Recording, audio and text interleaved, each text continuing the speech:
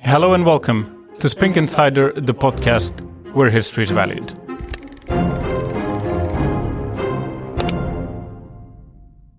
My name is Arnas Savickas. I'm a global banknotes coordinator, and I'm joined here today by Jonathan Calloway. Arnas, hello. Good afternoon. Good afternoon, Jonathan. It's a pleasure to be here, and thank you for inviting me. Pleasure. Thank you very much for coming. Whenever you come, every time we're having these wonderful conversations, and I thought, since we're having them, why don't have them recorded, actually? Okay, well, you may regret that, but let's go ahead. I'm sure I'll enjoy it. Well, maybe we should start with something quite punchy straight away then. Okay. One of the things you have written about in Spink Insider was Alves dos Reis' story of 1920s illicit banknote issues. I was looking into it, researching. We had a few banknotes for offer at Spink, and it's very interesting, actually, the story itself. You did an extensive research on it, so maybe you could take us through that. Okay.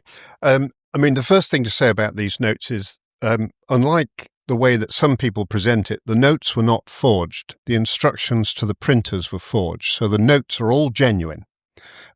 Some of them, of course, were printed for a criminal rather than for the Bank of Portugal, but that's where the story comes in.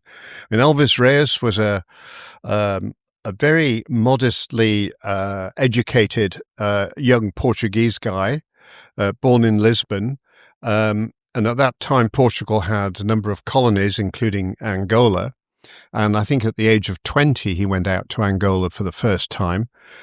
He had made his first effort at forgery. He forged a certificate from an imaginary university in Oxford, not the Oxford University itself, but a university that purported to be in the same town. And he used this certificate to talk his way into a job. And he ended up actually as the acting chief engineer of the Angolan railways.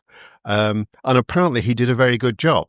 Well, that is very interesting. I looked into that, and he had so many degrees and so many subjects under his belt that I thought that is a genius type of thing for a person to have so many degrees. They were quite long names, things like metallurgy, and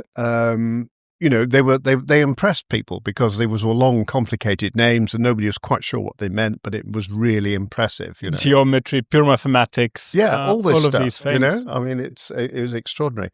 So he did some business in Angola. He made a bit of money. He was doing quite well. He returned to Portugal. And then found it difficult to make money in Portugal. So he went back to Angola again. So he had multiple trips out there. And on a subsequent trip, he found out there was a Portuguese company that he would be able to take over by buying the shares.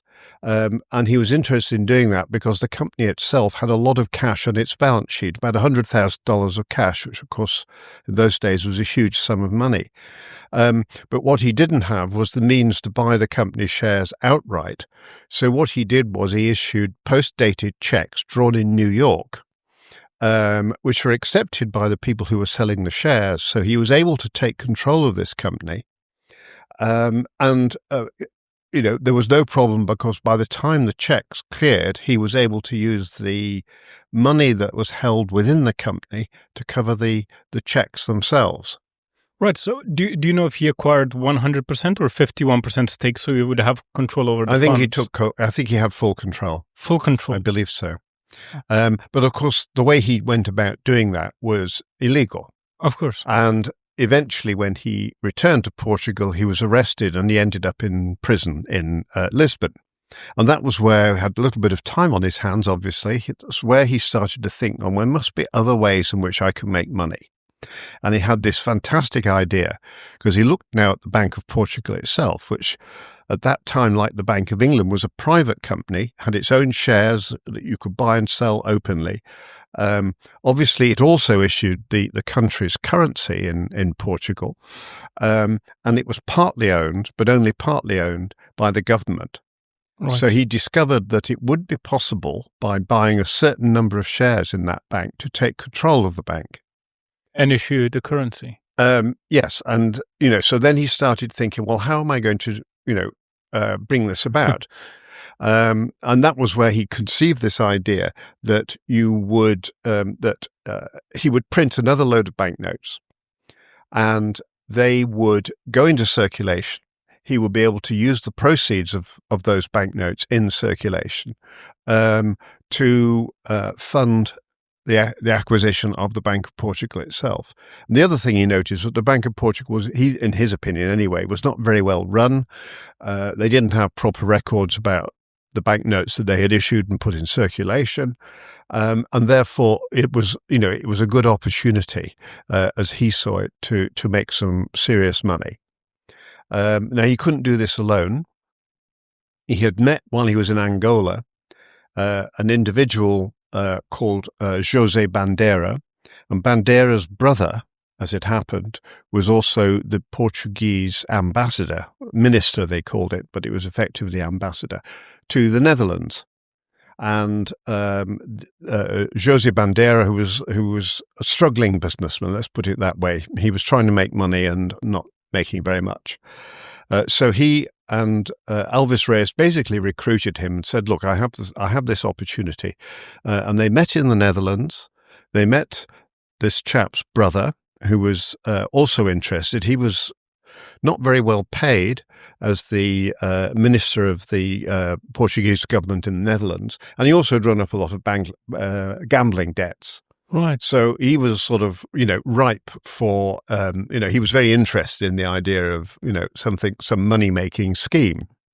And then there was a Dutch businessman called Karel Marang. And then there was a German businessman called Adolf Derries. And the German businessman had been based in the Netherlands. He'd had, during the First World War, apparently been, a war profiteer, as they would say. So he was obviously up to, all sorts of smuggling and other things. And allegedly, he was also spying for the German government in the Netherlands, which was neutral in the First World War. So anyway, all these individuals got together. And Alves Reis outlined what he wanted to do, which was he wanted to find a printer who would replicate banknotes that are already in circulation in Portugal and exactly replicate those banknotes.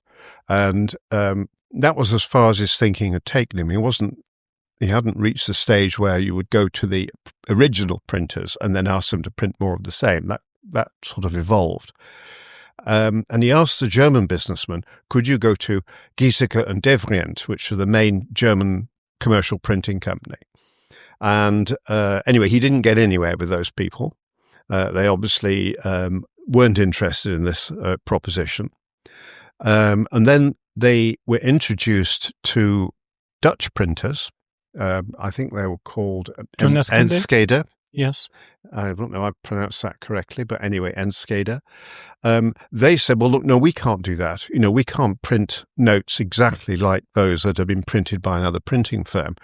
But if you're thinking of, if you have a genuine contract, which is what Alves Reis said he had, and he convinced his fellow conspirators that he personally had a contract that had been agreed with the Angolan government, firstly to raise some money, and secondly for Angola, and secondly to issue notes in Angola.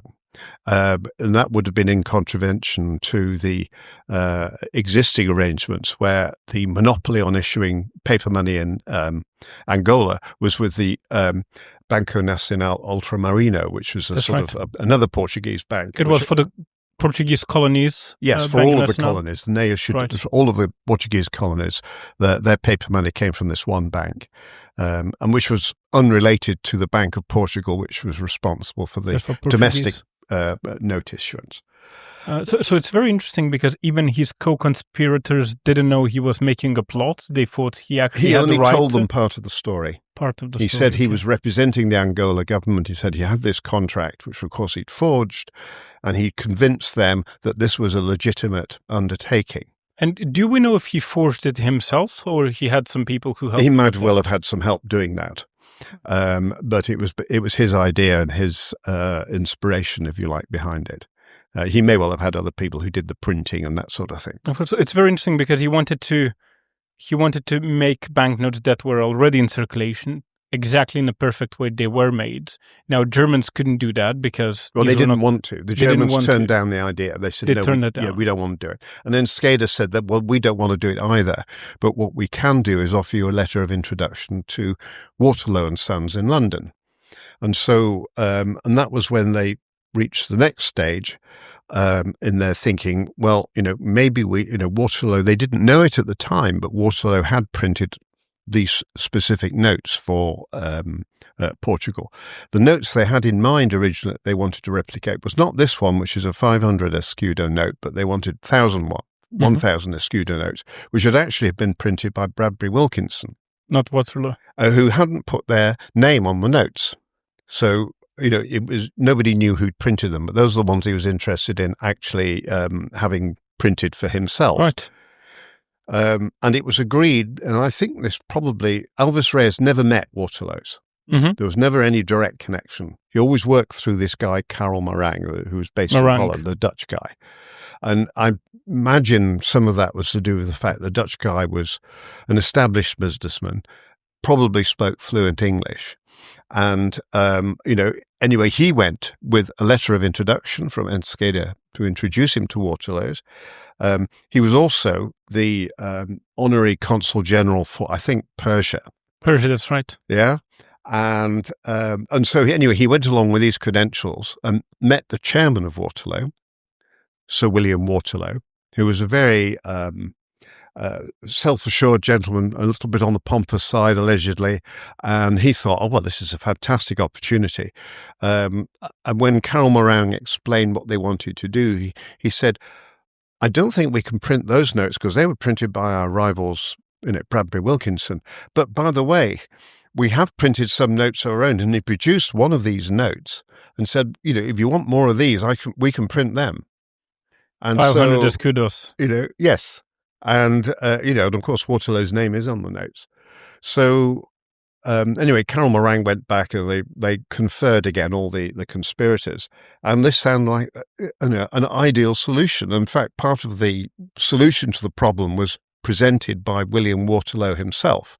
I'll print your notes, but I do need proper authorization and blah, blah, blah. Of course. You would. And so they then started to produce more forged documents, including a forged letter from the Bank of Portugal to Waterloo and Sons, authorizing them to act on the bank's behalf to produce all these and notes. Of course, all of these were notarized. All of this stuff was notarized, yes, right. Which is actually a very easy process. All you have to do is to make the thing look official and go along to a lawyer, a notary public, and he will put his stamp on it and say, yeah, that looks authentic, that's fine by me, you've signed it in front of me, that sort of thing. And that was all it took. And it doesn't confer any greater legality on it, but it can be very impressive to people who receive very a document. Convincing, I guess. Yeah, it helps. And of course, he completely convinced William Waterloo. And all these original documents were in Portuguese. He had them sent off to his lawyers, had them translated, and it all came back saying, yeah, that's fine, there's no problem. Also, he, of course, checked with his lawyers. He did. I think he did due diligence on that. He did, to that extent, yes. Yeah. And he said he wanted to write to the Bank of Portugal to confirm the instructions. And he was advised by Karel Marang not to do that. He said, look, this is top secret, because we're dealing only with the governor and the deputy governor, and we don't want the rest of the board to know about it, because those two individuals are authorizing this process, and therefore it has to be top secret. Yes, I heard, and because he also tried to say that there was a lot of clashback from the bank itself to make this issue. That's why he said it's only governor and deputy governor. Yes, that's right. Yes, and of course they knew nothing about this. Right, of course. They were just using that name and using it as a way to explain to William Waterloo that, look, this is all terribly confidential. Because what's going to happen when these notes are produced is that that is the business people who are working on behalf of the Angolan government, we will overstamp them with the word Angola and then issue them. And of course that never happened, but that was what they said to Waterloo. So Waterloo were told the contract is produce exactly the same notes with exactly the same serial numbers and everything else. As the ones that you've already printed for the Bank of Portugal. I guess the reason it was justified for Waterloo to do that is because they were issuing effectively for a different country. With the overprint Angola, that's why you could have same serial numbers and other things. I don't think it was even that. I think Waterloo's were just, I think Sir William himself personally, because he never really conferred with his own colleagues about this. He didn't tell his fellow So he made board a decision. members. He made a decision. He made himself. the decision himself. He thought, well, he decided, he was obviously convinced by this man, Carol Morang. And, he obviously showed things to his lawyers and that sort of thing, but didn't consult with his colleagues. And he didn't think there was something fishy about being asked to produce literally hundreds of thousands of notes, identical to ones that he'd already printed and delivered, identical down to the last detail.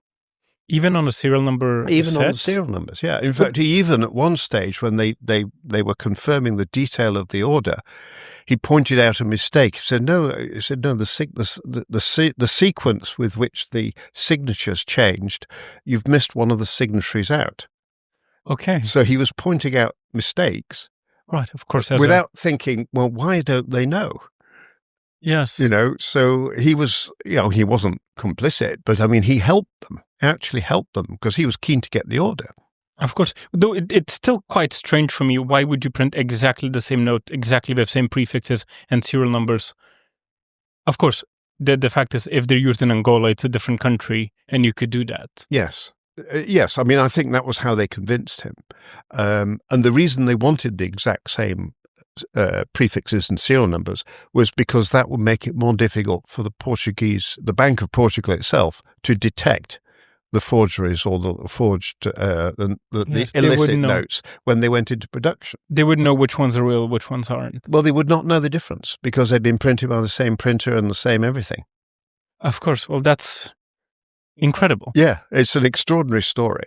And the first batch of notes, when they were printed by Waterloo, were delivered to Carol Morang when he was in the Ritz Hotel.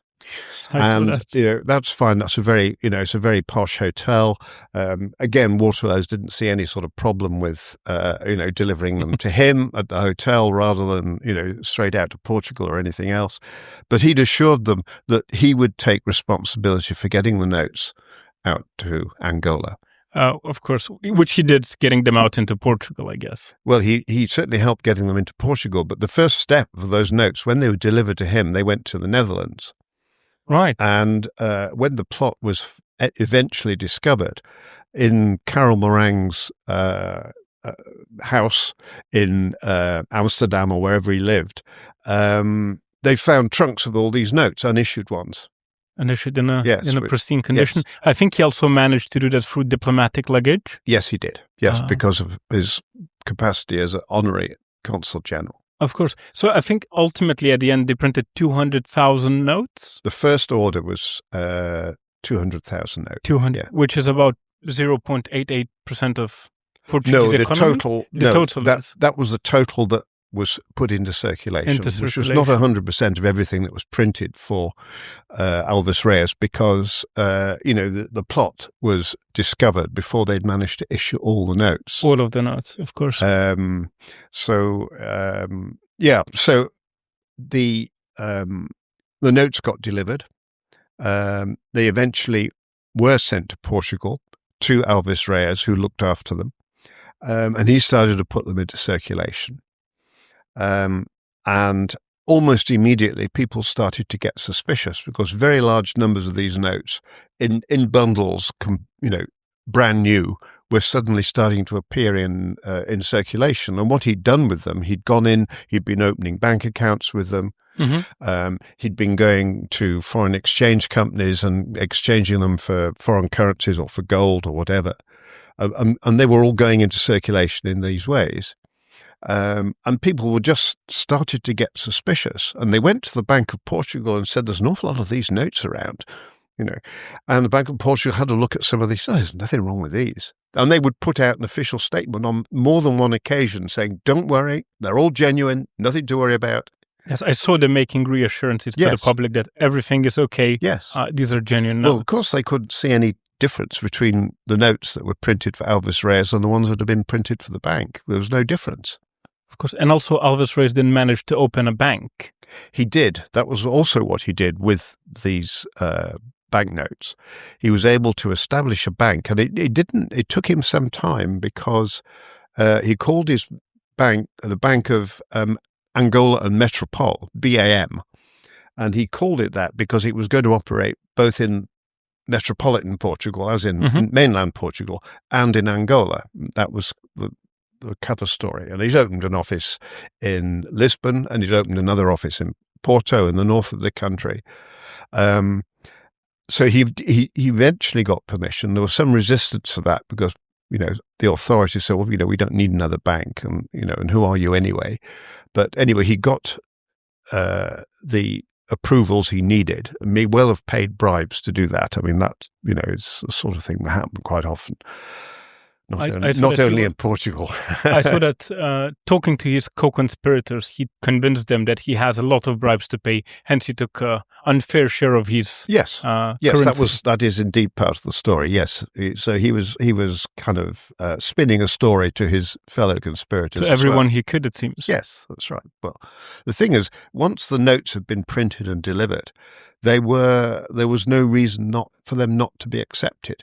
They were only put into circulation in Portugal. I mean, the Karel Marang in the Netherlands, he didn't try to put them, he didn't try to use the notes in the Netherlands. They were all sent to Portugal because it was the easiest place to put them into circulation. Of course, the public wouldn't recognize. And anyway, the Portuguese escudo was not a convertible currency. It was not that easy if you were outside the country with Portuguese money to get it converted into something else. People wouldn't accept it? No, there was a limit to that, so they didn't want to test that. Of course. People might say, yes, well, I'll take the notes, but I would have to have them paid on through the system in Portugal before I give you the equivalent in foreign currency, if it's outside the country. Because there was quite a big inflation at the time. That's also true, yes. But a lot of currencies nowadays, the US dollar and sterling, the pound sterling were probably exceptions, but a lot of currencies were not convertible automatically. So you couldn't, if you were traveling around in Europe and you had dollars or pounds, it would be a lot easier to do it than if you had, say, French francs or Italian lira or something, because they may not be accepted in some countries. When they had travelers' checks, or travelers' checks came later? It was that sort of restriction that brought about travelers' checks. Yes, right. They were introduced to get around that problem. Very interesting. And also in BAM, in his bank, he had exchange shops, currency exchange shops. Yes, he was doing a lot of business with exchange shops, mainly by presenting these notes and getting them exchanged into other currencies, which these foreign exchange bureaus were able to do. But he was also using the money raised and deposited with his own bank to start buying shares in the Bank of Portugal. Yeah. And of course, if he had gained control, then he would have been able to appoint the directors, and he would have been able then to cover up any efforts to identify the forgeries. Right. It's still quite a plot, and I don't know if it's well thought out, but even if you gain control of Bank of Portugal, Waterloo & Sons would know you issued it before you were main shareholder of Bank of Portugal.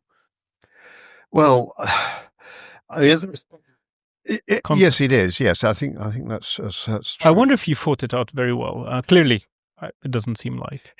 I think he thought of most things. In the end, the main theory in this is that he got too clever, because what he found was that people were getting suspicious of these great big blocks of brand new notes appearing in circulation.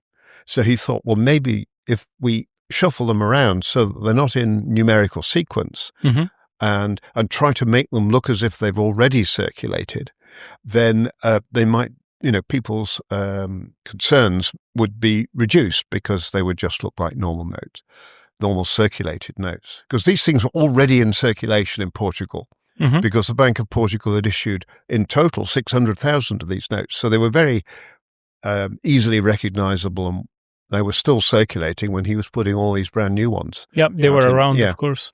But that was where suspicion arose. I mean, firstly, he tried to make them look as if they'd been circulated. He started dipping them in different types of solutions. And all he managed to achieve, because they all smelt of fresh ink. and he wanted to make them look as if they'd already circulated. He was trying to get rid of that smell of fresh ink. And all he ended up doing was having them, making them smell like they'd been dipped in vinegar, which of course was what happened. But the colours ran. Okay. Waterloo print extremely good notes, but if of course they did, yes. But if you dip them in vinegar, the colours will run. Right. And so some of the notes that have survived are uncirculated, but you'll see this kind of staining where the I suppose you'd call it the maroon or the claret ink had started to run, and you could see it. I've seen those actually. Yes. So these were dipped into vinegar. Yes. And other solutions, lemon juice, and all sorts of things. So then he would present a bundle of either vinegared or lemon juice notes in a foreign exchange to try to exchange them, not in a sequence. Yeah, yes, and eventually somebody started to get suspicious because there were just too many of these things around. And I think the sequence it was actually in Porto. There was a foreign exchange bureau there. There was somebody working for one of these foreign exchange bureaus who was not only suspicious of all these notes appearing and the fact that they were all brand new but not in numerical order, which he thought was more suspicious, but also that the people he was working for were not keeping records. Because they were obviously, all they wanted to do was, transact, and they were making a profit by taking this money in Portuguese as seguros, and obviously, they were selling it for dollars or gold, but they were making a good profit in the process. But they also realized that they were doing, very large volumes of this sort of business, and were not fully keeping records. And so this individual got suspicious of the people he was working for, never mind the notes. So were these people acting in their own interest, or were they working for Alves dos Reis? No, they were just acting in their self-interest. The foreign exchange bureaus were just doing business. Okay. They didn't know anything about this plot or how this... But not keeping records nonetheless, despite because the common norms. Yeah, probably because they wanted to avoid tax and that sort of thing as well, Anyway, the Bank of Portugal was alerted. And so what they did was they went to the Foreign Exchange Bureau, they started looking through all the notes that the Foreign Exchange Bureau had. Then they went to the Bank of Metropole, Angola Metropole, Alves Reis' own bank, which had a branch in Porto. And they said, right, we're seizing all of the assets and we're going to have a look at the notes. And so they went through all of the notes. And eventually they saw notes for them, notes for the Alves Reis, with identical serial numbers and prefixes. Right. And then they realize there's something up here. Yes.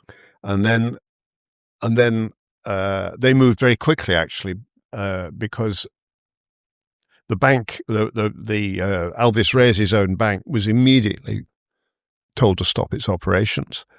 The Bank of Portugal had emergency board meetings. What are we going to do? It looks like somebody's been forging the notes. And at that stage, what the first assumption they made was that Alves Reis, or whoever it was, had stolen the plates. Okay. They're printing and plates. Made his own notes. Yes, stolen them from Waterloo, printed them themselves. Right. That was their first thought, which obviously wasn't the case. And the printing plates that were used to print the notes were located in London in the Waterloo factory, although legally they always belonged to the Bank of Portugal. Bank of Portugal, yes. So that's quite often. I mean, that's standard practice in banknote printing, that the plates are kept where the printers are, but they don't belong to the printers. They belong to the issuing authority. Yes. Right. Yes, well, of course, that's a fair thing to do. And so if the contract changes, if an authority says, right, thank you very much, Waterloo, but we're going to go off and next lot of notes, we got a much better deal from, Bradbury Wilkinson or De La Rue or whoever, can we have our plates back? Because it belongs to them, they can do that. And then the plates would be handed over, and then the new printers would take over, and sometimes all they would change is the printer's imprint on the note. Yes. They didn't need to change anything else. The name of the printers. Yeah. Anyway, so the plot was discovered. And then the next stage was Bank of Portugal thought, well, look, this is obviously a huge concern. And the public were very concerned because they'd obviously heard about it, been reported in the press. And so they said, we will redeem all these notes. So if you bring them in, we will replace them. You come in with one of these notes and we will give you other notes of the Bank of Portugal in exchange, like for like. That's Like all for you have like. to do. And so huge queues formed outside Bank of Portugal branches, and people started to, they were taken out of circulation, these Vasco da Gama notes. So he's the guy on the Vasco da vignette Gama, there. yes. So they were taken out of circulation, and then the Bank of Portugal realized that they were redeeming more notes than they had actually issued in the first place. And so they began to see there was a big problem here. Big operation by someone. Yes, they had issued 600,000 notes. All of those notes were coming back in and they were being exchanged, but they were also, Alves Reis notes were coming in as well. And of course, people couldn't tell the difference. Yes. They're all being redeemed. The Bank of Portugal really had no choice. I mean, firstly, they were still not able to differentiate, even when they saw two notes with identical numbers on. They didn't know which one They didn't know belongs which to was who. which. Yes. So they just redeemed them all. And then they realized the numbers were adding up very rapidly, that they redeemed in the end, and I forget the exact numbers, but they redeemed at least 200,000 notes, something like that, more than they had issued. So there was a huge loss there. And I think they had to change the date of last redemption from 16th December to perhaps 29th of December, I believe. The plot was discovered around the 4th or 5th of December. Yes. The bank said, if you made a public statement, if you've got any of these notes, bring them in, we'll redeem them up to the 16th of December. But people were still coming in with these things, so they extended the date. Right. Because there were still more people who wanted to redeem the notes. And at the same time, of course, they got in touch with Waterloo's and said, look, what's going on here? And Waterloo's suddenly realized, oh, we've got a problem.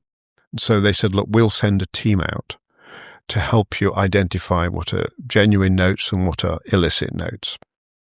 And in fact, there were some, and this is where the numismatic puzzle comes in. Even Waterloo had a difficulty in distinguishing between notes for Alves Reis and notes for the Bank of Portugal. And that's where the numismatic part of the puzzle comes in. That's where the interesting part of our collecting comes in. I think that's where, yes, the collectors start to take an interest. And it's very interesting. I absolutely love actually how we can identify from reading your articles and talking to you and handling these notes.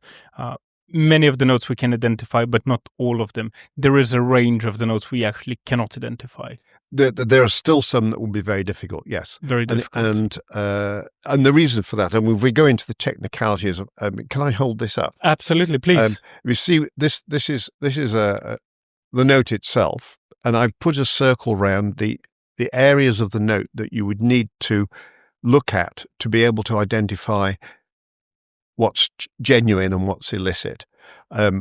And there are really, I think, for most collectors, there are three places that you would go to. And probably the first place you would go to is the lower left-hand corner here, because there's a plate letter.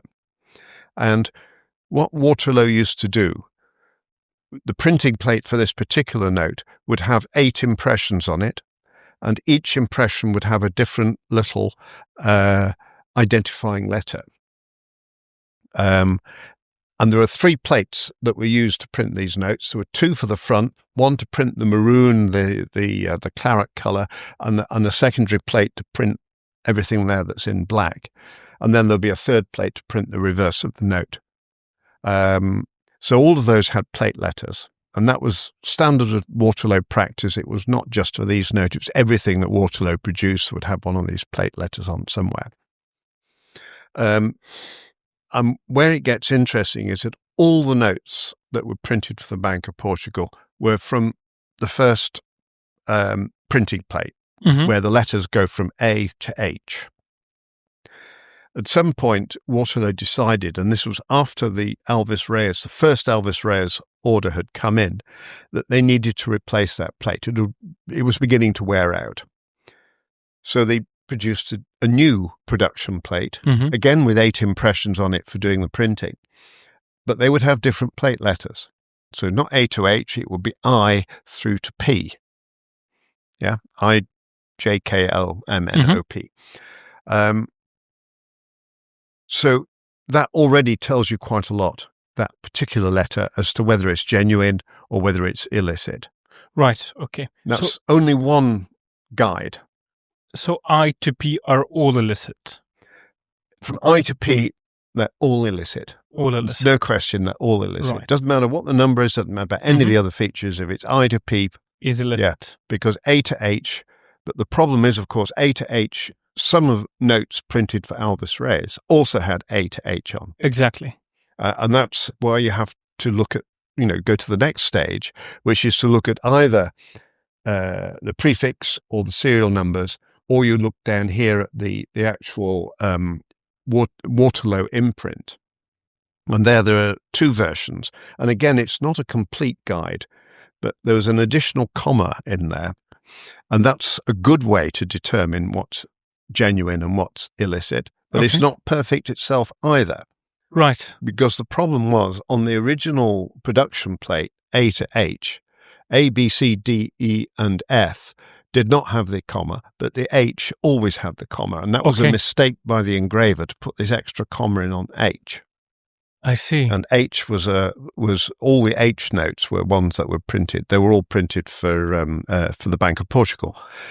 So it was carried forward, that error. So I to P have all got the extra comma. So it's a very useful guide. But plate H is this kind of crossover plate. And there you have to find other ways to determine if you've got a plate H note in this little corner down here. There have to be other ways to determine whether or not it was printed for the bank or for Alvis Reis. How interesting. Yeah. So what would be the other ways? Well, is the signature and the prefixes? Well, as far as we know, when the notes were printed for Alvis Reis, the signature sequencing, and every 5,000 notes, they would change the signature. So you've got the governor who's printed on every note. Then you've got one of the directors in rotation. In rotation. Yeah. And there's 12 of them.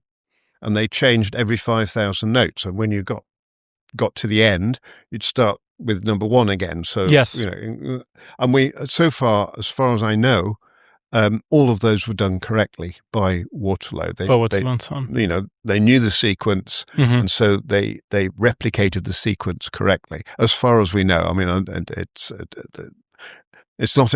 There's nothing with the signatures where you can by itself say, "Oh, that's definitely one or the other." I see. Yes. The other third factor is prefixes, because Alvis Reis, when he gave his instructions for the first printing to Waterloo, he asked them to continue, and Waterloo printed notes for Alvis Reis with prefixes that were not used by the Bank of Portugal. Okay. And it was only after they'd been printed and delivered that Alvis Reis realized that this was, he couldn't use those notes. So because they weren't as he asked for. He wanted identical. They weren't identical to ones. They had different numbers on, or different prefix letters to ones that the Bank of Portugal put into circulation. So that's quite easy. So that's how you can tell. So this particular note with the 1 and AU, that combination was never used for the Bank of Portugal. So you immediately know, without looking anywhere else, that this was an illicit note. Incredible. Yeah.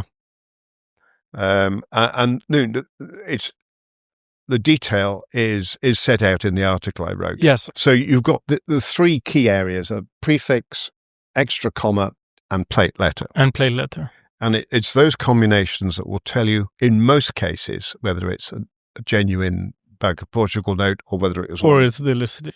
Yeah. That is a phenomenal story. I think we could talk about it for days, actually. Yes. A film should be made. You mentioned there's a book, I believe. Is there a book in Portuguese? There's a book in Portuguese, yes. So someone should make a film about that story itself. Well, I think it was a television series in Portugal. I mean, I haven't seen it, so I don't know, but I have read about it. We will ask our Portuguese colleagues. But yes, it. I mean, if somebody did it in English, I mean, it would still be, somebody somewhere's probably got the rights to do it in English. It just hasn't happened if there's any Netflix producers watching, maybe that's a good idea. Yeah. Well, maybe Spink could go into film production. Maybe we will. Who knows? One day. We've been around for 360 years almost, and it's our anniversary this year, of course. by the way. Well, there we go. 360th anniversary. So anyway, I mean, I think it's just one of the great stories in It is one of the great banknote stories. collecting. And in my own collection, I've got two of these notes. They've both got the same prefix. One is for the Bank of Portugal, a genuine one, and the other one is one that was printed for Elvis Reyes. They're not the same serial number, unfortunately, because that's to get in private hands ones with the matching serial numbers. I think there's only 2 or 3 pairs known that are in private hands. Of course, because most of them were destroyed, I would imagine. Most of them are destroyed. That's the reason. Yes, that's right. Incredible. There is a matching pair in the British Museum, which you can go and see. They got it on display there. Yeah. I'll go and have a look, actually. Yes. I haven't seen it. And they, at my suggestion, they changed the caption on it, because it's in a section in the Money Gallery about forgeries. And I said, it's not the note was not forged. It's just illicit. The instructions to print it were forged. Well, yes, not the notice. So they changed the caption, but they do have a matching pair, and that's great to see. Oh, that's incredible. Yeah. Well, out of all places, I imagine British Museum should have one. They should have, yes. So, Jonathan, you also have written at least 2 books. This is Paper Money of Scotland and Paper Money of Ireland. Yes. Which are very useful. As you can see, they're very well worn. We use them at Spink almost every day, I must say. Well, I have to say, I'm really pleased to see that they are so well used, because, obviously years of work went into producing those. How did the idea come? Well, the first book was Paper Money of Ireland, and what you've got here is a second edition, which is about twice the size as the first one, because, in the intervening years, we did a lot more research. But that arose simply because my original co-author for the first edition was a guy called Bob Blake, who very sadly died just before the book came out, the first edition. But he and I were both collecting Irish notes. And I remember we just sat talking, saying, one of the problems is there isn't a proper catalogue. Yes. So, and he'd done some research, I'd done some research. And so we said, well, okay, let's do a full comprehensive catalogue of every Irish note from the very beginning to the current day. And you can draw a line as far as the Republic of Ireland is concerned. You draw a line in 2001 because they joined the euro then, so they stopped issuing their own currency. I mean, notes continue to get issued in Northern Ireland, and that's part of the quite complex story behind Irish paper money, how that came about. But anyway, that was where we started, and that decision was made probably about 10 years before the book came out. Wow. Because we had to, first of all, there was a lot of gaps where he'd done some research and I'd done a bit, and we had to put it together and make sure it made sense and that we agreed with each other, and then realize there were still some big gaps, and how do we fill those gaps, and so on and so forth. So there was a lot of research once we'd decided to do this. And of course, it's not too easy because there's so many issuing authorities. There's provincial banks, which you also have, which was incrementally useful for us on provincial banks. And some are cut in half, as you know, some are full. It's very interesting. And we generally appreciate that because it makes our life so much easier at Spink. Yeah. Well, I'm pleased to hear that. I always like to help the auction houses. Thank you. Not that I ever get a discount, but that's a different matter. But yes, I mean, the early private banks, the Irish private banks, had never been researched fully. And Bob Blake, my co-author, he'd done the most research on all these early notes, and he'd produced charts and lists and lots of detail. And what we did was, we went to those people we knew that had big collections, and there was not many of them, but collections of the early Irish notes. We went to the major museums in Ireland. Here at the British Museum, of course, they got a lot of Irish notes as well, because at the time all these private banks were operating in Ireland, Ireland was still part of the United Kingdom. It was a long time before independence. And so it would be natural for the British Museum, which operated on behalf of the whole of the United Kingdom, to have Irish notes in there. And they have got a big collection of Irish. That is amazing. So we went to all these places, and then we thought we had more or less filled all the gaps. And that was the first edition. And then we, apart from that, there were there are two other main categories. You had all the early private banks, which had more or less stopped issuing by the 1830s. Mm-hmm. Then you had what we called in the book, and it's also in the second edition, miscellaneous joint stock banks. Now, these were banks that came and went fairly briefly. Some of them issued notes, some of them didn't. So that's the second category. And the third category is the 6 banks that actually dominated Irish currency from the 1830s, 1840s, all the way through to the current time. And we split the work between us. So Bob did 3 chapters, I did the other 3. And there were the 6 of these commercial banks.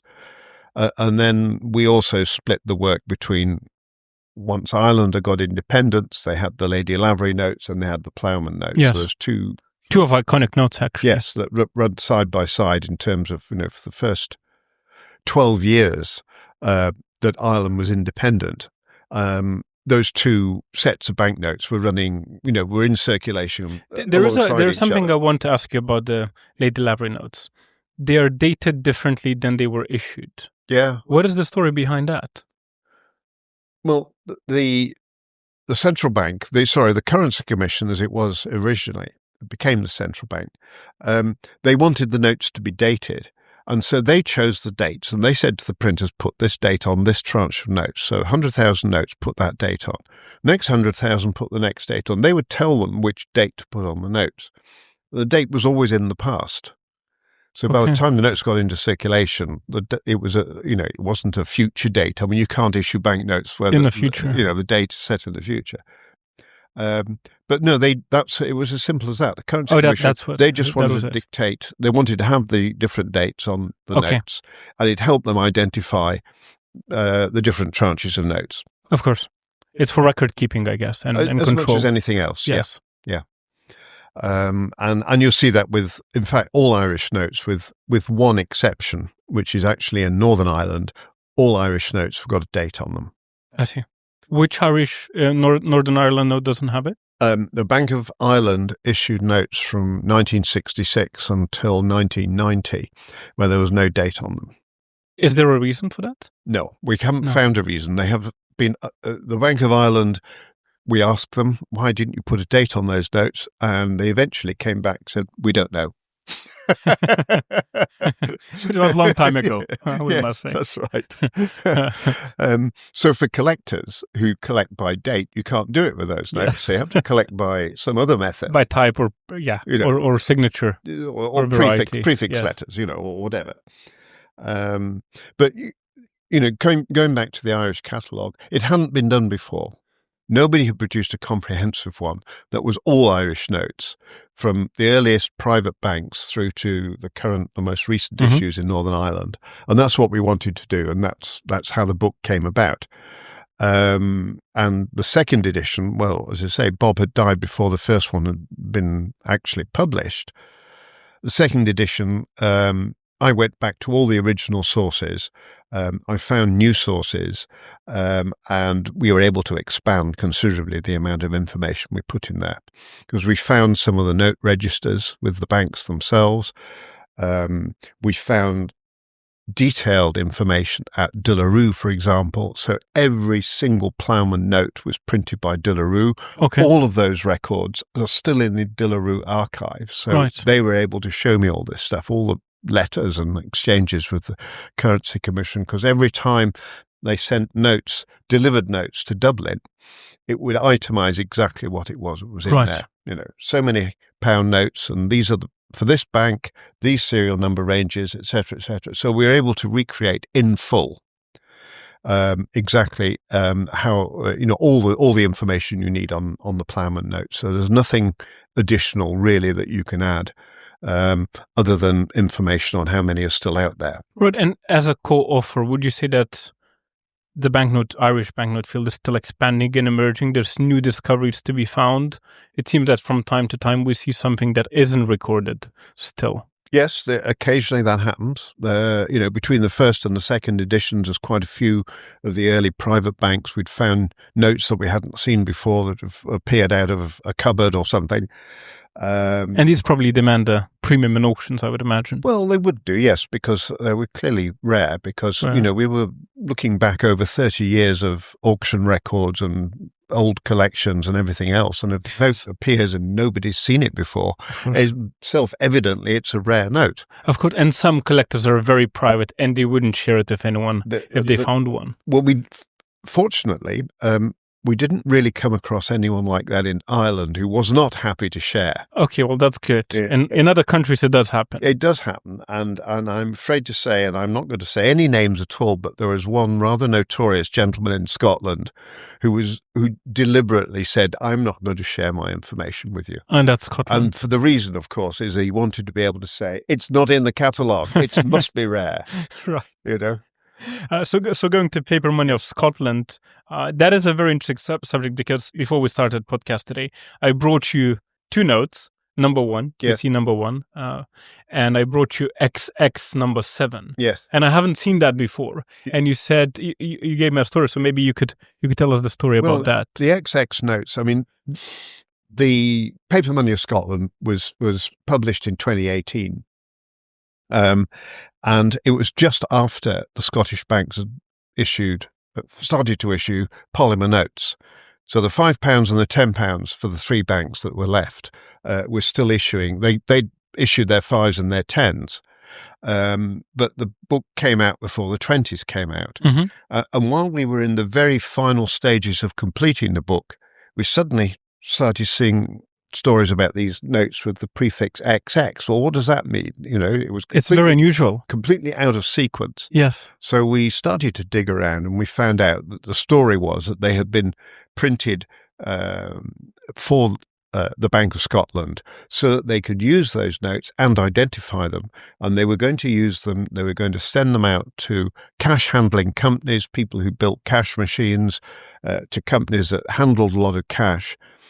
And the idea was that they would just to make sure the equipment worked properly, so that when the counting machines equipment, yes, and so that they had the programming of the machines to recognize a note when you stick it in there. Okay, that it all worked properly, and that was what they were produced for. And these would be kind of machines that you have in Sainsbury's to put the money in as well? Exactly that. Interesting. So they were going to the people who made those machines, and of course they can be programmed to accept anything once you've got the image registered in the memory of the machine, and security features, I would imagine too. And so that's what they were produced for, these XX notes. And you can find them for £5, £10, or £20.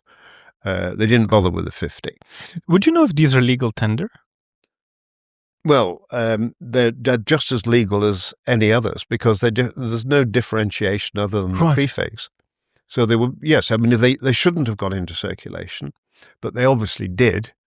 Some of them, I imagine. Yes. But they would be honoured in the normal way by the bank. Course. So there was no question on them being, however they found their way into circulation, there was no question on them being rejected by the bank. Okay, so they're genuine notes. They're genuine notes. So the only the XX is to identify them. It's not for any other reason.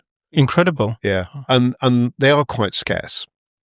The 5s are the scarcest. I think we've tried to trace all these things and see how many we've found. And we found about 10, I think, or 12 £5 notes. Mm-hmm. I think we've found now about 30, maybe slightly more, £10 notes, and roughly the same number of 20s. And the serial numbers wouldn't be low numbers, would it? No, these are very normal serial numbers. I mean, the one that you showed me that was serial number 7. 7 is clearly somebody has seen that and said, "Well, that's a nice number." Yes, we'll give it to Spink. Most of them are just random numbers. Right. Oh, that's brilliant. Well, maybe you could tell us how people could purchase your books. Well, of course, you can purchase them from Spink, and you've got a few in store here. I think. We'll check if we still have them in stock. Yeah, well, they're very popular. I think you better have. Yes, I'm sure we will find some. The publisher of both books was Pam West. Pam West, and she has got supplies of both. They're both brilliant! Available. So it could be Pam if it's needed. So when your well-thumbed copies of Paper Money of Scotland eventually start to fall apart, as they will eventually, you can go to Pam and get some new ones. Thank you. We actually have a spare set upstairs, just in case these They come will out. eventually fall apart, like all books. If Yes, and we use them quite a bit. Yeah, exactly. And are you planning any subsequent editions on either of? Not of Bank of Scotland, not of the paper money of Scotland. I mean, that was so much work. The first catalogue of Scottish banknotes was written in 1975. Okay. So obviously, it was very, very out of date. It was smaller than one of these volumes. Right. There'd been some updates, but only of 20th century notes. And these would be addendum updates, or They were produced, these updates of 20th. There were 3 of them. There was one for each of the 3 main banks. okay. They were produced by Trevor Jones, who was trading at that time as Banking Memorabilia. So he published them. But they also were done. They were done quite a long time ago, and so they weren't up to date either.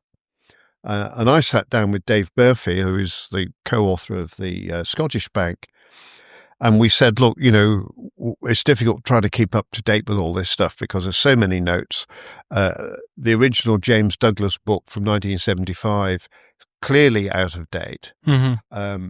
The ones that Trevor Jones has produced, also really out of date. They're not being kept up to date. Let's do a comprehensive one. For all of them? For all of Scottish notes, because there's a huge variety. They're still being issued, so, this will obviously get out of date itself at some point. But, let's do it. And Pam was happy to publish. And as we started to pull all the information together, and we were going back to the original sources, we were going to the bank archives, and Dave had done a huge amount of research at the Bank of Scotland. In fact, at the Bank of Scotland archives, he had his own desk, I think, at one time because he was such a frequent visitor. And we go to the Royal Bank, and in fact, we found, Dave and I managed to find somebody in the Clydesdale Bank who was very cooperative, and so we were able to get a lot of information that was never previously published. Wonderful. And we brought it all together, and of course, there was so much of it, it's 2 volumes. 2 volumes, that's why, yes, Yeah. and we had to put the labels to know which bank belongs to which exactly. book. Well, we had to, it was just too big for one book. So that's the story. That's the story. Well, another subject which you have written Spink Insider article about was the Zanzibar notes, and maybe we could briefly touch on those. Yeah, very happy to talk about that. I'm not quite sure what triggered my enthusiasm for Zanzibar notes because I don't actually own any of them. So right. Well, they're fairly expensive. I'm sure you could own if you would want to. I would have to sell quite a lot of Scottish notes to buy one Zanzibar We note. are very much here for you to do that. in case you decide. I'm just putting it out there. Yes, that's fine. That's fine. That's very good. But I took an interest in the series and I started to research them. I went up to the British Library, who have a very good archive. They got a lot of notes, by the way. They got 25 specimen notes of Zanzibar at the British Library. That is incredible. There's a lot of duplication. You go to there's not much duplication, actually. Because it's different types? They're all slightly different. Slightly different. But if you go to the British Museum, they've got one. Okay. Yeah. Maybe they should call the British Library. Well, I think the 2 of them should get together on yes. that. 25. But what I was hoping to find, because, for this series, they only first issued them in 1908. The last date is 1928. So they were only in circulation for less than 30 years altogether. Yes. So it's a very time-limited short time period. Yes. They're also very beautiful notes. I mean, even though they're, there's nothing on the back, but they're beautiful, beautiful notes. So I thought that this is worthy of digging a bit further. Of course, which you did very well in your Spink Insider. What I'd hoped to do was to find in the British Library the records, the actual production records. Yes. How many notes were printed of the different types and so on and so forth. They don't have that information. It's just not there. They have It was lost to time? It's just been lost. Lost. It's just been lost. And because the authority who worked on behalf of the Zanzibar government and worked on behalf of a lot of the colonial governments in the old British Empire was an outfit called the Crown Agents. Crown Agents, and the Crown Agents were basically mandated. I mean, it was a government-owned, controlled body, and part of their job was to regulate currency matters in all these different colonies, including Zanzibar. Yes. And the Crown Agents' archives are in the British Library. Okay. But unfortunately, they're not 100% complete. Right. And certainly not in the case of Zanzibar. So we were unable to find any information on the Zanzibar notes. So the only other thing you can do is to look through all the records of notes that are in collections, that are in museums, that have been through the auction houses, etc., etc. And so, I built up a record of how many there were. How many were there? What is the record? How many notes were sold? How many were you able to trace? Of issued notes, that is with the full serial number on, because there are specimen notes. Yes. And there are colour trials. Yes, the 20 rupees. The 20, just the 20 is the colour trial. That was produced by Waterloo. Issued notes, I think the record now, when I wrote the article, I think it was 90. And I think 90. now issued. That was issued. Yes, issued. And an unknown number of specimens, colour trials, because we don't know precisely. Of because, they look pretty much identical, so you can't really tell how many were produced. Before the podcast, I asked my colleague Christian to check how many we have sold. And I didn't check if it was specimen or issued or colour trials. Well, you would have handled quite a few, certainly. Quite a few. I think it comes up above 30 notes, actually. Yeah. Including the colour trials and specimens. So, and I obviously looked as far afield as I could. So I didn't just restrict myself to looking at Spink's old catalogues. You go to the other auction houses. Yes. And as I say, it's 93 so far. 93. I think this might be here. This is not recorded. I think this is not recorded. I wouldn't be sure if that is recorded. It's such a low number that I think I would have seen it pop out. I think the 1 rupee, I think that one is not recorded in my article. Yes. It's come up since. Okay. And this one, of course, has only just come up. So, we're now on 94. Yes. 94. Here we go. And these are coming in January, by the way. Just in case you would want to... You want to sell to own one. Sell hundreds of Scottish notes to buy one Zanzibar note. Yeah. Okay. Well, we'll see. The interesting thing is the design was by Waterloo. Okay. And they produced the original notes in 1908. Mm-hmm. The 1 rupee came later, in 1920. It's by Thomas de la Rue. And it's Thomas de la Rue. Thomas de la Rue. From the same plate? Design. It's the same. It must have been the same plate because you can't tell the difference. But weren't the 5 rupees to 500 all the same size? And of course, this one is a different size. So how would you adjust the plate for that? Well, you can have. You can do that mechanically. Really? There is a machine that will reduce down notes, so that if you think of Scottish notes, they reduce them in size over time. Okay. And they could do that automatically. They could just engrave a new plate, but the machinery would do it on a slightly smaller scale than the previous one. Oh, so I see. Yes. There's an adjustment to the plate and to the imprint. Yes. So that the engraving, it's done in a mechanical way. Okay. So you could, the plate is re-engraved, and there's an opportunity then for the engraver to, tweak it slightly if he wants to or whatever, but you can do it mechanically. So, I think de la Rue got the original plates. Doesn't matter which denomination, because originally the example that is in the British Museum is interesting because there's no denomination on it. On a printed note? It's a printed note. It's a proof. It's in black. It's a proof. Okay. It's printed in black, but there's the spaces on the note where you would see the denomination were blank. Incredible. So that's obviously how they did it. So that was one stage in the design. The one stage. So there'd be a basic design, and then they would do them in different colours for the different denominations. Brilliant. So, Jonathan, over the decades of your experience as a collector, what are the lessons you learned? What is do you have something to say about so many years? What are your favorite things of collecting, and maybe guidance to other collectors? Well, as for favourite, I'm going to answer the question probably in great detail. I did a presentation once, and it was called My 10 Favourite Banknotes. Right. And I have to say there were 57 slides in this presentation because I found it impossible to reduce it down to 10. Because, if you look at Irish notes, the Lady Lavery series is a wonderful series. It is phenomenal. It truly is. And if you look at the 7 denominations, all with different colour combinations. Yes.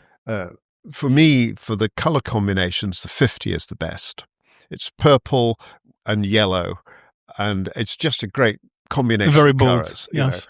And then you've got the Plowman notes, which are a very complex series, very time limited. Yes. 8 banks are involved. 8 banks. Under the kind of the control of the Currency Commission. So you've got lots of different banks, you've got lots of different signatures. And so, you've got a great collecting Huge opportunity. variety. Yeah, I think there's 43 varieties. On Plowman notes? Of Plowman notes. Including denominations, prefixes included, or just signatures? That would be denominations, banks, and signatures. Banks and signatures. There's 43 different ones. But if you want to do it by date, it's about 150. Oh, goodness me. So there's a lot of different dates. But, if you ask me what my favourite notes are, in Ireland, it would have to be the Lady Lavery and the Plowman. And the Plowman. These are classic designs in their own ways. And very also, striking designs, too. Oh, they're fantastic. I mean, the Plowman all the same on the front, yes. But each denomination has got a different reverse. And so if you look at the backs of the notes, you've got all these different views of different parts of Ireland or buildings in Dublin or whatever it is. And they're just absolutely beautiful. And of course, the river gods. Well, they're on the Lavery notes. Yes. And the building where the river gods are to be found, because they're sort of over the windows of the Custom House in Dublin. And you can walk around the Custom House and you can see all these different river gods. They're incredible. And they're all identified, not on the wall of the building, but they're identified, because somebody's written a little book about them, yes, which is very helpful. So you can work out which one. So this is interesting. Is it mythology of related to Ireland, of course? Yeah, it goes deep into ancient kind of Celtic legends. Right. And there's a total of 14 different ones on the Custom House. Are all the 14 represented on Lady Lavery banknotes? No, because there's only 7 denominations. So they had to choose 7 notes. Okay. 7 heads. 7 heads. And 13 of them are different rivers in Ireland. And the 14th is the Atlantic Ocean. Yes. And they've all got different sort of symbols, So the Atlantic Ocean one, for example, has a particular type of fish that appears there around with the head. Mm-hmm. Because those fish you can only find in the ocean. You can't find them in the rivers. Yes. But when they chose the 7 different heads to go on the back of the Lady Lavery notes, they chose 2 of the rivers that they chose were in Northern Ireland. Okay. Yeah. So that this was not an artistic decision. This was a political decision, in my view. Just as it comes in banknotes from time to time, of course. Yes. And there's also one of the rivers they chose in Ireland is the Boyne, the River Boyne, mm-hmm. which runs partly in the south and partly in the north. Right. But the Battle of the Boyne in 1690 was one of the decisive battles in Ireland, which was established on one side. You had the Irish king or the kings plural, or the Irish tribes on one side, and on the other side you had William of Orange, on behalf of who by that point had become the king of Britain, king of England, king of Scotland, and king of Ireland, as determined in London. So the battle was really for political control of the north of Ireland. Okay. And William of Orange won that particular battle in 1690. And so the river god sculpture on the side of the Custom House in Dublin, which, bear in mind, was built in the 18th century, mm-hmm. has a headband that says 1690 on it. But, that's not something I want to commemorate in independent Ireland. Of course. So the date is missing from the headband he's on the £20 note, the boy. So you see him there, and he's got this blank space on his forehead where there we go, where they took the date off the headband. And would you have any advice for younger collectors through your experience? I think the simple thing to say to people who are starting collecting is collect what you're interested in. There's a million different banknotes out there. Some of them are fantastic designs. If you like the look of it, try to get hold of it. And it's not, there's a lot of cheap ones that are still really good looking, and start there. And then you could start to build your collection as you feel like, whether it's by country or by some other theme. There's a million different ways to collect, as there are with, stamps and coins. But yes, if you're interested in it, try to get hold of it. And if you're interested, somebody else is likely to be interested too. Yes, so you're not going to end up with a collection of stuff that nobody will is interested in. Yes. if you when you ever come to sell them. So just follow your instincts, really. Instincts, yes. Whatever draws you to it. Probably one of advices would be also to focus, because if you try to get every note from every single country, that will become very pricey. Well, it would, yes, because some countries like Zanzibar are very difficult. It's extremely, it costs a lot of money to buy any Zanzibar. Yes. But you can still, there's still about 200 countries. Yes. Including ones that no longer exist. Where you can get the notes at a reasonable price. Yes. And, you can get notes from countries that no longer exist, like East Germany had its own banknotes. West Germany had its own banknotes.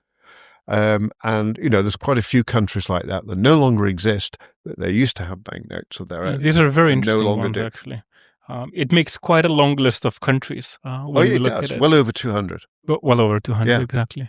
The banknote book, this sort of evolving digital catalogue that has been created and is constantly being updated as new information comes to light. I think they've got about 300 plus chapters. Wow. So incredible. Owen did incredible work. Yes, it's a super. He dedicated his life to it, yes. Yeah, I think he has. Yeah, I told him he created a monster. He did. Because it's completely taken over his life. Absolutely. But that's one way to do it. You can do that, and it won't cost a fortune, because you can just, if you're not going to get a Zanzibar note, it's not the end of the world. But you can get plenty of other African countries beginning with Z, and the note is quite cheap. Yes. So you can get most of what you want. Yeah, you get Zimbabwe notes from time to time. Yeah, they could be quite cheap. Yes, that's right. And Zambia and Zaire, Zambia, of course. There's a few of them. But the Zanzibar notes are very special. They very much are indeed. And I would just say, finally, one of the reasons that they're special is because they're collected by people who collect African notes, because obviously Zanzibar is an African island. People who collect Middle Eastern and Arab notes, because the sultans of Zanzibar, at the time these notes were produced, they were actually Arabs. Yes. They came from Oman. Mm-hmm. British Commonwealth, British Empire collectors will want a Zanzibar note because it was part of the British Empire. And, of course, people who want one note from every country. Yes, they have to have a Zanzibar note, because they will never complete their collection until they got a Zanzibar note. And one interesting thing which you said amongst plethora of things was that most of Zanzibar notes that come to the market once. Yeah. That was so interesting, actually. And that's true. It's rarely, I don't know of a case where someone bought a Zanzibar note and comes to me after 5 years and says, I would like to sell it. That hasn't happened yet. No. And the reason for that is because, they're so sought after. Yes. I think when I produced that article, people were quite surprised that there were so many out there. Yes. And, someone said to me, well, you've just ruined the market, and I said, no, I don't think I have, because I said, if you want to buy one now, it's no easier now than it was before. It definitely isn't. And did you publish the article in 2022, I believe, around that time? Yeah, there was, I'm told there was a slight dip in the price of the 5 rupees and the 10 rupees, because those are the most common ones. Really? But when I say common, they're still pretty rare notes. Try getting your hands on one, yes. It's not so easy. And quite recently, I think there was a 20 rupee note came up at an auction in Germany, went for a huge sum of money. Almost 100,000 euros. Yes. And the interesting thing about that, it was not previously recorded. Yes. And actually, it was a new variety. Yes, I saw it was undermarked, overraised. This note here is a 1916, and you do get 1916 notes where they change the title of the signatory. Yes. And so they put they got the printer to put a block over the old name, and then the new one would be printed underneath. And it was one of those, and they hadn't been seen before for the 20. Incredible. Well, and it went to a very good home, we know that. Yeah, indeed. The vendor is, the buyer, he's a happy man. Is very happy, and I'm glad he got it. Yeah. But these are all rare. So don't worry, you'll get a good price for these. Thank you, Jonathan. Thank you very much for the podcast and joining us. It was incredible talking to you. We could have continued that for at least 2-3 more hours. I know. And I hope we will find time in the future to do that. Well, I would be delighted to come back if Thank you very much for that. Suggesting. Yes. Yeah. Thank you for your time, and thank you for joining us. Pleasure. If you like the content, please like and subscribe and follow us on social media and on all the podcast platforms. Thank you.